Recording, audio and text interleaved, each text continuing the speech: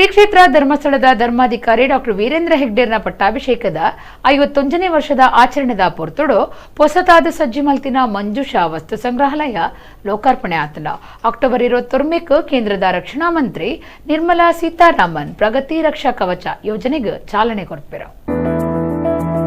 ಶ್ರೀ ಕ್ಷೇತ್ರ ಧರ್ಮಸ್ಥಳ ಇತ್ತಿನ ಮಂಜುಷಾ ವಸ್ತು ಸಂಗ್ರಹಾಲಯನು ಕೂಡ ಪೊಸತು ಮಲ್ತದ ಎಡ್ಡೆ ರೀತಿಯ ಸಜ್ಜೆ ಮಲ್ತದೇರ. ಧರ್ಮಾಧಿಕಾರಿ ಡಾಕ್ಟರ್ ವೀರೇಂದ್ರ ಹೆಗ್ಡೇರ್ನ ಪಟ್ಟಾಭಿಷೇಕದ 51ನೇ ವರ್ಷಾಚರಣೆ ಪೊರ್ತುಡು ಒಂದು ಲೋಕಾರ್ಪಣೆ ಆತಂಡ. 1 ಲಕ್ಷ ಚದರ ಅಡಿ ಜಾಗೆಡು 3 ಕೋಟಿ ರೂಪಾಯಿ ಖರ್ಚಿಡು ಹೊಸ ಸ್ವರೂಪ ಕೊಡ್ತಾರ. ಕ್ಷೇತ್ರದ ಸುತ್ತಮುತ್ತಲು 23 ಕೋಟಿ ರೂಪಾಯಿ ಖರ್ಚಿಡು ಸರ್ಕಾರದಲ್ಲಿ ಕುಡು ಮಾರ್ಗದ ಬುಳಿಚಲಾಯಿರುಂಡು. ಈ ಬಗ್ಗೆ ಟಂಗಾರೆ ಧರ್ಮಸ್ಥಳಟು ಸುದ್ದಿಕೂಟೋಡು ವಿವರ ಕೊರ್ನ ಡಾಕ್ಟರ್ ವೀರೇಂದ್ರ ಹೆಗ್ಡೇರ್ ಅಕ್ಟೋಬರ್ 21 ಕೇಂದ್ರ ರಕ್ಷಣಾ ಮಂತ್ರಿ ನಿರ್ಮಲಾ ಸೀತಾರಾಮನ್ ಬರಿಗೆರೆ ಉಳ್ಳಿರ.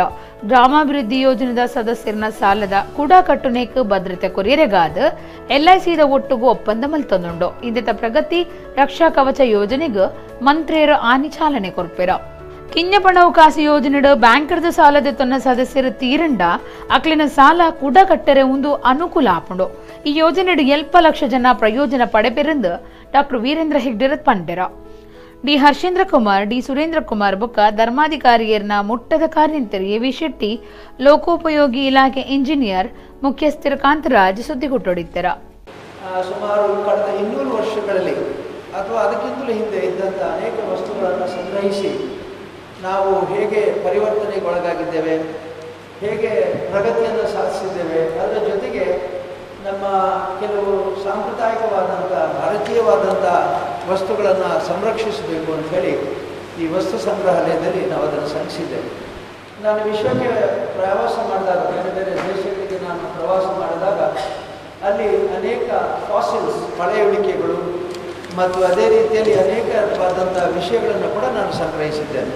ನಾವು ಗ್ರಾಮೀಣಾಭಿವೃದ್ಧಿ ಯೋಜನೆಯ ನಮ್ಮ ಫಲಾನುಭವಿಗಳಿಗಾಗಿ ಮಾಡಿದಂಥ ಒಂದು ವಿಶಿಷ್ಟವಾದ ಕಾರ್ಯಕ್ರಮವನ್ನು ಅವರು ಉದ್ಘಾಟನೆ ಮಾಡಲಿಕ್ಕಿದ್ದಾರೆ. ನಮ್ಮ ಯೋಜನೆಯಲ್ಲಿ ಸುಮಾರು 40 ಲಕ್ಷಕ್ಕೂ ಮಿಕ್ಕಿ ಸದಸ್ಯರಿದ್ದಾರೆ.